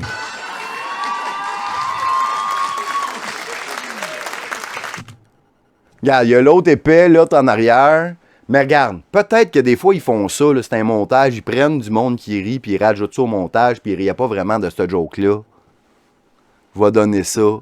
Mais l'autre, le barbu en arrière, là, le sikh là, de Punjabi, là, lui, il applaudit pas celle-là, parce que Chris, il trouve pas qu'il est profondément problématique, lui. Tonight, I stand before you thanks to the support of cisgender women aged 24 to 39. They make up my biggest fan base demographic. Il dit, je me tiens ici juste pour à cause du soutien de toutes les femmes blanches hétérosexuelles de 24 à 39 ans qui constituent ma démographique de toutes mes fans, de ma base de fans. Parce que les femmes, ils trippent bien ces transgenres. Je ne sais pas pourquoi. Eux autres, c'est des copies de femmes, mais ces femmes-là, il y a mieux la copie que l'original. Je ne sais trop pourquoi. They adore me. Oui. They C'est vrai. support me unconditionally. Ouais. They love everything that I do. I mean, I could do something as mundane as my groceries and they're yelling at me. You're so brave.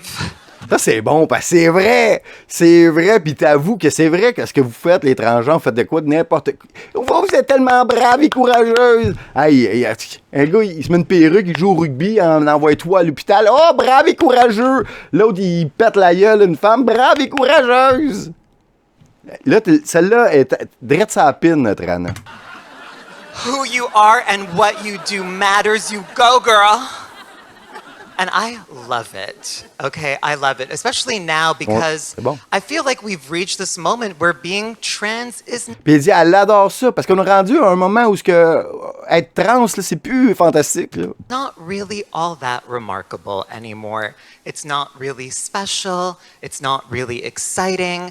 And I'm kind of pissed about that. Ah, c'est ça, elle dit. Là, on est rendu à un point où être trans, il n'y a rien de spectaculaire là-dedans. Là, le monde s'en fout, puis ça me fait chier à cette heure. Because you know what that means. It means that now I'm going to have to start working hard. Puis là, vous savez ce que ça veut dire? Ça veut dire qu'à partir de maintenant, il va falloir que je me commence à travailler dur. It means that now I'm actually going to have to be good at things for real. And I'm not here for that, okay? I'm exhausted. Puis il dit, il va falloir que je sois bon ou je sois bonne pour de vrai. Mais là, je suis pas là pour ça. Moi, je suis fatigué, là. But I think that, well, not I think, the reason that we've reached this moment of mainstream acceptance of being trans and non-binary is thanks to... Là, il dit, mais là, c'est que pourquoi on est rendu à ce point-là? Il faut que je remercie, regarde, ceux qui ont fait du gros travail pour nous autres, là, les militants LGBTQ du début, c'est-à-dire les hommes, non, les hommes, all of the great LGBTQ activists les militants LGBTQ, qui sont les hommes who have hétérosexuels, been working tirelessly for qui ont decades, travaillé pour nous autres depuis des décennies, putting their lives on the line. mettant leur vie en jeu. And I want to take a moment and acknowledge them tonight. Je veux les reconnaître The à straight soir. men who wear dresses. Les hommes hétéros qui portent des robes. Donc, pour Trana, Arnold Schwarzenegger, et puis tous les films où on déguise des gars en filles que Dave Chappelle dénonçait, c'est eux autres qui ont fait avancer la cause queer. And nail polish. OK? Ceux qui portent du vernis à ongles et... c'est quoi l'animateur d'Occupation Double, là? Je me rappelle plus. Jay du Temple. Jay du Temple a fait avancer les droits des LGBTQ parce qu'il se met des ongles colorés. Drake. Donc, toute la moumounisation de l'homme hétérosexuel. OK? I feel like all of the progress that we have made as a community, we owe to Harry Styles. Donc, tous les progrès qu'on a faits en tant que communauté, c'est à cause de Harry Styles, le chanteur Harry Styles, extrêmement féminisé, qui a détruit l'image de l'homme en Angleterre. Je crois que c'est un chanteur anglais. Thank you, Harry Styles. Merci, Harry. And thanks to all of you. Good night. Donc voilà, c'est quand même un pas pire numéro. Puis là, il nous dit ici que c'est les chanteurs qui détruisent la masculinité. Et puis, elle a parlé d'Harry Styles. C'est vrai, extrêmement féminisé. Mais au Québec, on a son équivalent, OK, qui est le chanteur, selon la disque, là, selon l'industrie du spectacle québécois, lui, c'est la plus grande star, la plus grand champion, le récipiendaire du Félix d'auteur-compositeur de l'année. OK, la consécration d'Hubert Lenoir au dernier gala de la disque, c'est un incroyable. C'est ce qui se fait de mieux au Québec. OK, un descendant direct de Félix Leclerc, Hubert Lenoir, qui, ma foi, à mon avis, joue un peu le rôle d'Harry Styles. Là, j'y envoie des fleurs pour commencer. Parce que je suis sûr que Hubert Lenoir est un fan d'Harry Styles. Peut-être pas, mais bon. OK, donc, il a déjà eu pas mal de succès, il a 5-6 ans, OK, son premier album, tu sais, je vois ses vues ici, il y a des 900 000 vues, des clips les plus vus, là, recommencer, 900 000 vues, c'est bon, tu sais. Mais là, quand il a gagné pour l'année passée, c'était pour son nouvel album, qui vient tout juste de sortir, puis là, je vais regarder, ça ressemble à quoi, de v'là un an, OK? Donc là, les vues, c'est un peu moins hot. Bon, regarde, on a du 12 000 vues, donc, OK, 7 500 vues, 88, tu sais, c'est en bas de 100 000 vues, mais on va écouter ce que ça a l'air ici. Dimanche soir, ça, c'est la chanson qui a sorti il y a un an, qui a permis de tout gagner, évidemment. Donc, on le voit ici, lui, on dirait qu'il a l'air d'un enfant un peu, puis qu'il joue, on dirait qu'il est dans le décor de la petite vie. Puis là, il va recevoir, il fait comme s'il était l'animateur de Tout le monde en parle, parce que lui, regarde, Guillaume Lepage, il est bandé ben raide sur Hubert Lenoir, trip, il l'a reçu à son émission, parce que, tu sais, Hubert Lenoir, c'est vraiment le top. Fait que là, il se renvoie pareil. Là, Hubert Lenoir fait comme il imite Guilla, tu sais. Puis il y a des photos en raid d'enfant. Puis là, il fait comme s'il recevait Hubert Lenoir, qui est joué par un enfant. Puis là, c'est une chanson, je pense, un peu, genre funk slow, hip-hop, acid jazz un peu. Pas très commercial. Les images sont, on dirait que c'est un film de cégep, tu sais. Mais bon, sûrement pas beaucoup de budget pour faire ça, là, quelques dizaines de milliers de dollars payés par le gouvernement, tu sais. Puis là, la chanson arrête. OK, là, on le voit, OK, pour détruire l'image de l'homme, montrer des fellations le plus possible. Donc, on voit des gens qui sont mineurs, d'après moi, des 14-15 ans, 16 ans, sont entourés d'Hubert Lenoir. Qu'est-ce qui se passait dans cet autobus-là? On dirait qu'ils sont déguisés comme Hubert Lenoir, parce que lui, c'est comme un modèle de masculinité. Puis on voit que les jeunes garçons veulent lui ressembler. Puis, dans les cours, pour être comme Hubert Lenoir, on se doit de faire des fellations à ce fameux trophée. Donc, sa marque de commerce, la fellation du Félix. C'est pas très, très masculin. Ça fait homosexuel beaucoup, mais c'est toi, Hubert, qui fait avancer là, les droits de la communauté LGBTQ parce que t'es le meilleur au Québec. OK? C'est vraiment dégradant, tout ça. OK, Hubert Lenoir. OK, mais ça, cette chanson-là, c'est pas super bon, mais le beat est pas pire. C'est pas si tu gardes.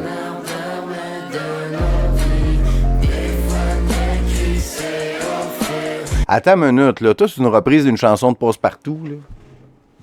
Feu, feu, joli feu. C'est ça. Donc, toute ton inspiration, ça vient de Passe-Partout. On la connaît toute, cette chanson-là, là.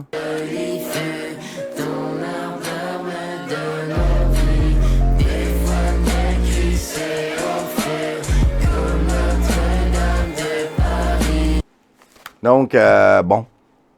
OK. Mais, je voulais vous entendre un autre. Ça, c'est 88 000 vues, celle-là. OK? Il y a un an aussi, ça a sorti. Octobre, ça s'appelle. Ça a été tourné en France.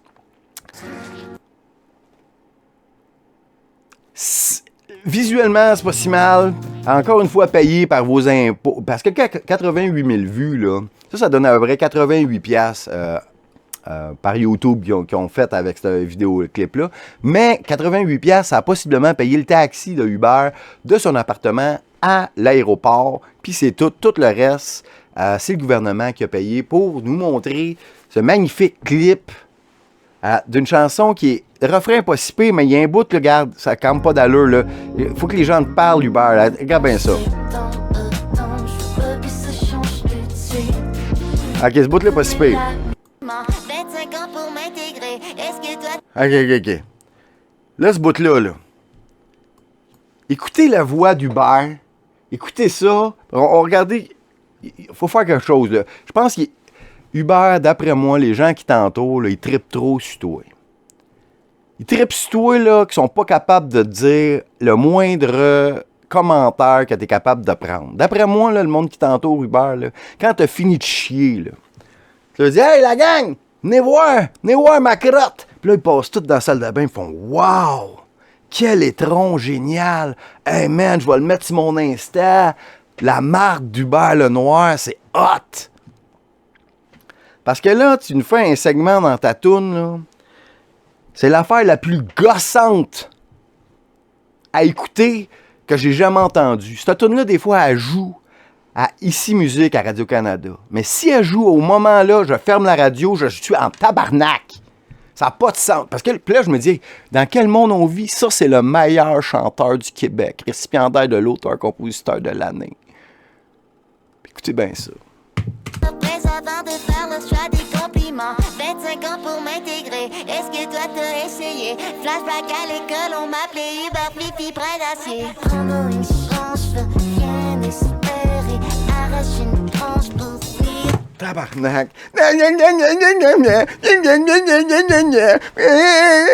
Tabarnak. Hubert. Tu sais, là, la chanson, là.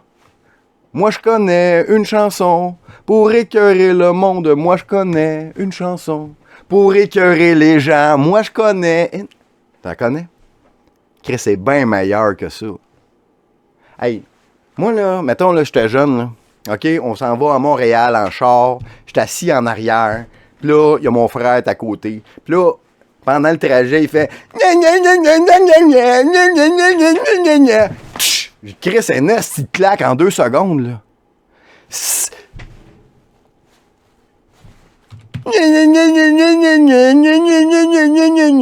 Merci. Regarde, c'est sûr qu'aux personnes ont envie d'être un homme, là. Regarde.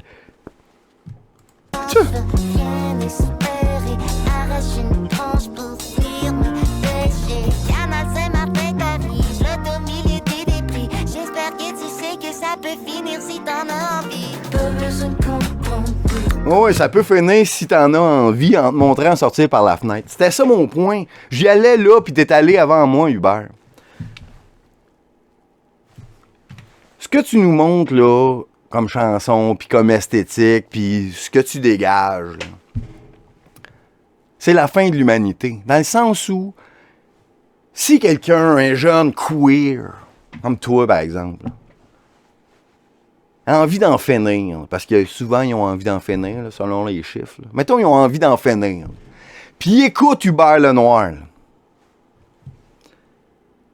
Ça va-tu les faire changer d'idée?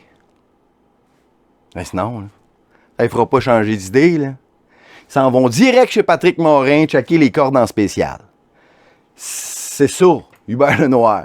Donc, c'était mon segment queer. Parce que, tu sais, queer, tu sais, son plus gros hit, là, Hubert Lenoir, là. Dans le fond, il incitait le monde à devenir transgenre. C'est ça, 900 000 vues, là. Je suis venu te dire que tu peux changer. Tu es vêtu de queer. Et la tête, regarde, j'ai vu ton avenir. Ton avenir, c'est la transsexualité. N'est-ce pas? C'est ça, cette chanson-là?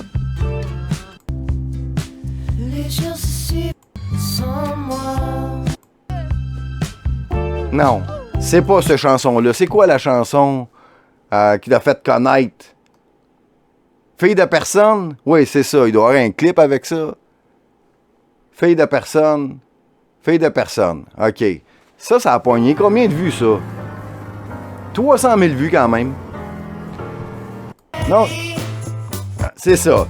J'ai vu ton avenir en cuir et tu peux changer. Tu peux changer de sexe. Donc, c'est une pub de des transgenres, n'est-ce pas? Regarde.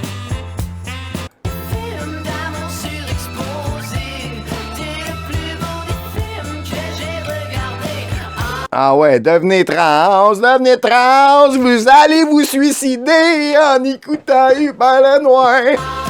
C'est ça aussi.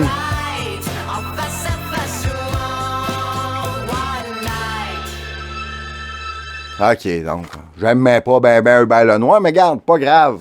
T'es le top de ce qui se fait, le monde capote sur toi. Toutes les queers, l'humour queer en ascendance, à un moment donné, il y a juste ça de queer.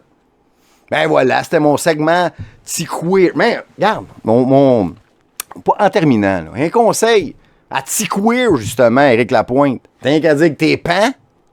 Je suis pan! Hey! Éric Lapointe fait son coming out comme pansexuel. Mais ça donne que tu pognes toujours des pitounes aux danseuses. Hein? Et pan pareil. Ouais, toutes les Félix au monde. Parce que là, tu sais, on a pas mal fait le tour de tout ce qu'on pouvait donner de Félix au queer. Tu sais, regarde, à travers le temps, on a Ariane Moffat, évidemment, on lui a tout donné parce qu'elle est queer. Puis en plus, elle a fait une chanson qui fait la gloire de l'avortement. Ça mérite une coupe de chansons, une coupe de trophées. Puis après ça, on a eu la grosse tout trempe, là, comment elle s'appelle? Non, je l'oublie son nom. La grosse... Si, les icônes LGBTQ qu'on a donné plein de trophées parce qu'elles sont hot. Xavier Dolan, mais là, il pleure parce qu'il ne reçoit plus de trophées, là. Fait que là, sa carrière d'auteur queer, là, parce que tous ses films, c'est gay. Donc, André Sauvé, une humoriste gay, j'avais pas. Bon, Mado Lamotte, évidemment, la légende. Ariane Moffat va nous donner tous les trophées. Poussière d'étoiles. Tu pourrais être une super maman, mais pas maintenant. Tu seul-là. Tu te reprendras plus tard. Regarde, c'est pas comme si les enfants de Dieu, c'est important devant la même. Oh, Michel Tremblay, évidemment, tout le monde l'aime. Qui est Tranada, je sais pas c'est qui. Clémence, ah ben oui, la légende. Danny Turcotte, le veau du roi. Bon, Sophia Nolin, c'est elle que je cherchais. La grosse dégueulasse. Qui, on l'a rendu sexy parce que objectivement, la personnalité la plus sexy au Québec, Marie-Pierre Morin, elle voulait coucher avec elle. Puis ça a donné espoir à toutes les grosses tout-trente, puis tous les gars aussi au Québec. Vas-y, Chris, si Marie-Pierre Morin veut coucher avec elle, tabarnane, j'ai peut-être une chance. Ça veut dire, qui a détruit la carrière de Marie-Pierre Morin, parce qu'elle ne voulait pas coucher avec Marie-Pierre Morin. Je sais pas c'est quoi ton genre. Peut-être parce qu'elle était pas assez queer, je sais pas. Bon, Michel Blanc, bon, tout le monde l'aime. Claude Charon, ancien ministre. Père Robert Lepage, un génial. Ça quand on parle de génie, là, ça, c'est un génie. Robert Lepage est un être exceptionnel qui a fait mon film favori de tous les temps, qui s'appelle Le Confessionnal. Très dur à trouver, mais c'est un film exceptionnel. J'adore Robert Lepage. Bon, Charline Labonté, je ne sais pas c'est qui. Debbie Lynch White. Ah, tu penses qu'elle est une comédienne queer. Joël Legendre, la voix de Aladdin.